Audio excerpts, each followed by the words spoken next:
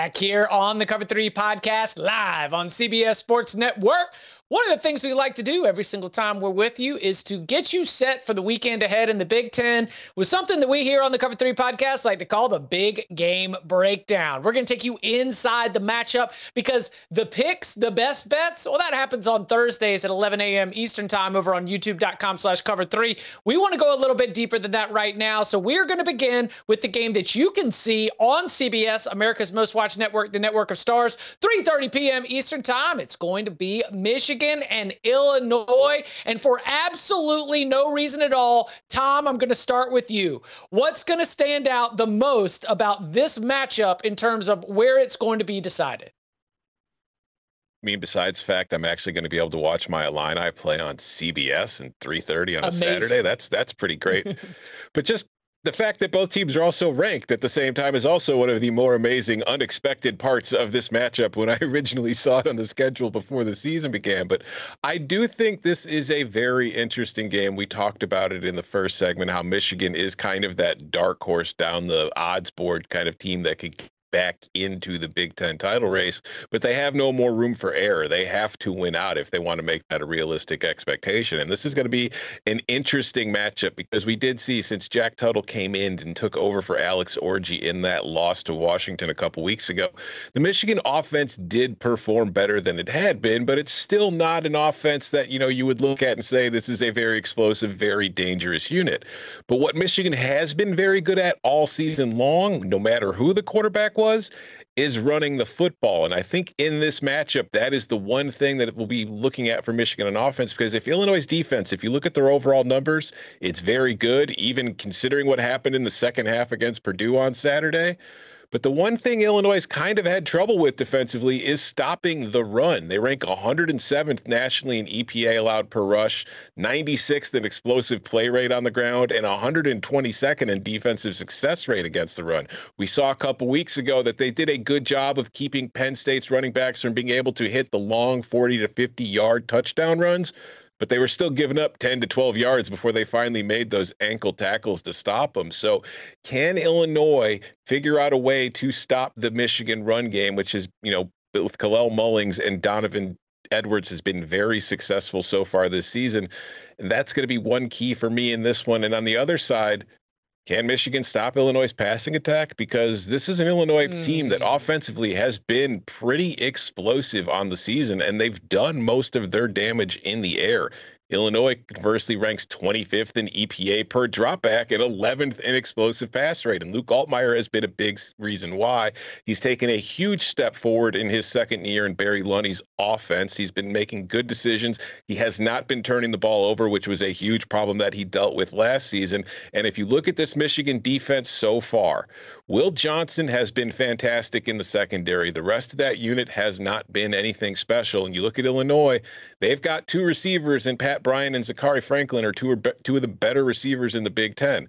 My guess is that Will Johnson will spend a lot of time shadowing Pat Bryant, who has been the more explosive option for Illinois in the passing attack. But can somebody stop Zachary Franklin from getting all those catches underneath and getting some yak, which is what he's been specializing in all season? It's going to be interesting to see how Michigan tries to take that away, whether they do it with pressure and blitzing, which is how they've had to do it. And while Luke Altmaier has not turned the ball over, when he has been pressured and sacked, he has shown a propensity to take sacks. So it's going to be interesting to see how that matchup plays out too.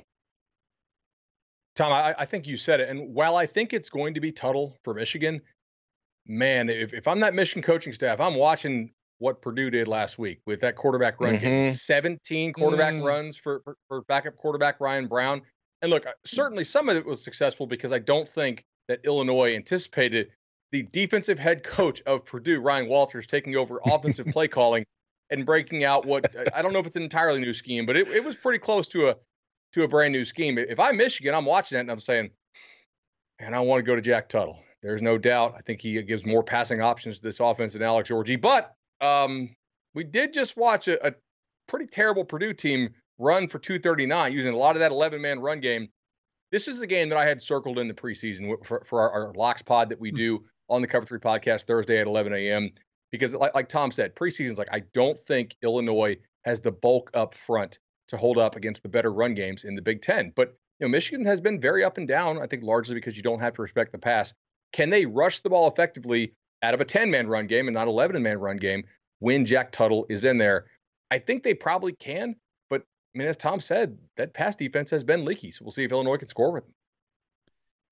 Yeah, I agree with everything you guys say. I'm not that worried about the Purdue game. As you guys mentioned, new quarterback was in there. They did a lot of things they hadn't done with Hudson Card before, specifically the quarterback run game.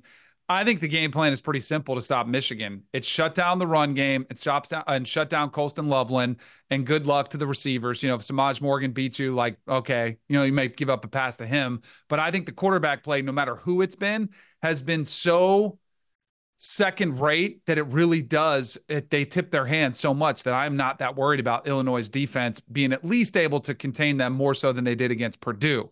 And then the one thing I would say about Luke Altmaier, and totally agree, he's playing awesome. This game in particular with Michigan's front seven, he takes a lot of sacks, as you mentioned, Tom. He's got to get rid of the football. Like, you can't, especially on first and second down, so that you're in positive situations. In a game like this, sacks can really penalize you. It's okay to throw the football away. He's got to get rid of the football just a little bit quicker. So that's something I would look out for, because man, if you start setting yourself back on, 2nd and 12 or 3rd and 14, long yardage situations, that is not a recipe for success no matter where it is. And the offensive line has been playing better than I think the sack rate would demonstrate. So I think some of that's on Luke Altmaier to get rid of the football. So I'll be curious to see if they fix that or address that, because in this game, I think it's one that could kind of burn you, because Michigan does have that front seven that still can get after you and really hurt a quarterback if you don't get it out of your hands. But I love the matchups. Receivers, as you guys mentioned, throw away from Will Johnson, whoever away from him, and you got to like your chances there. So I like Illinois to be able to move the football through the air against this Michigan defense. But why do you think, because you mentioned it at the beginning, when we were talking about the Big Ten title race, and clearly we're starting to get into it, unpacking Saturday's matchup against Illinois. Are you surprised that Jack Tuttle has emerged as that option or as that potential answer to unlock the Michigan passing attack? As we looked at all three quarterbacks, or as we tried to consider what might happen, I know you had mentioned before on the Cover 3 podcast that it was, largely believed that Tuttle wasn't quite healthy at the start of the season. Now he's finally getting healthy, so that's why you're starting to see him again. But we've known about Jack Tuttle for a really long time. What have you seen so far from him in the maize and blue that might give you the notion, if you were on that coaching staff, that going with Jack Tuttle, maybe in this game, but also in the bigger picture, is going to help Michigan's passing attack? To steal a line from our buddy Josh Pate, remember what I said and what I didn't say. I didn't say Jack Tuttle was a good option. I just said he was the best option for Michigan. Okay. Got it. There may not be any good options for Michigan. He might just be the best one. So what have we seen from him? We've seen him go into a hostile road environment in a game in which he did not start at Washington. And we have seen him be willing to fire the football and at least take chances. We have seen him be able to operate the RPO game. And like RPO, of course, means handoff or throw, not handoff or run with it. We're actually using the term right here on Cover 3. So we've seen him be able to operate the RPO game. Like they can run some of that glance stuff. They can run some dart and some stuff off that. Like, it does operate, like kind of open up some stuff a little bit operationally for this Michigan offense. And even if I don't think, and I'm assuming unless you guys have changed your opinion, that maybe we don't think all that highly of these Michigan receivers, with Colston Loveland getting a little healthier down the stretch, I just think they have to open it up. Like, you stole a couple wins. Not stole, but you were able to kind of squeak out a couple wins with Alex Orji, including that awesome one over USC just a couple weeks ago. But at some point, that is crazy one-dimensional just to operate basically like a Navy or an Air Force. And to be frank, Navy throws it better than Michigan does this year. So not running triple option in Ann Arbor, I guess, is the best option for the Wolverines.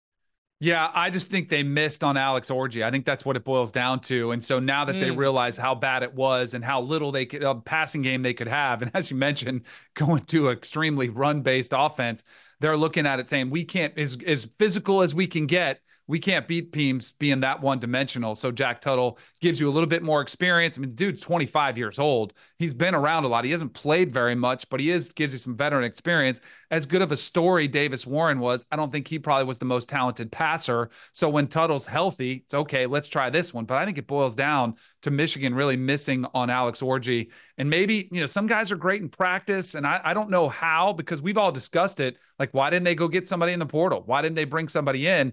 I think they just misevaluated Alex Orji. All right, Tom, final word to you. Again, our best bets, our picks for this game and more. You can find them Thursday, 11 a.m. Eastern time at youtube.com/cover3.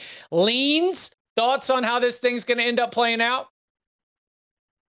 No leans here. I'm going to tell you exactly how it's going to play out. Illinois is going to beat Michigan on Saturday in a sold-out Memorial Stadium. It is disrespectful that the Wolverines will be coming to Champaign as favorites. Illinois has been the better football team all season long. Illinois has already gone on the road and beaten good teams. Michigan hasn't. They're going to find themselves in a whole lot of trouble on Saturday. Illini by 1 billion. Let's go. All right. Completely clear-eyed, unbiased analysis of the outcome of Saturday's game on CBS, Michigan and Illinois. Well, coming up on the other side, we mentioned it earlier. One of the great stories, not just in this conference, but throughout all of college football, has been Indiana. And the Hoosiers have one of their toughest tests yet going up against Nebraska. We'll give that one the big game breakdown treatment next.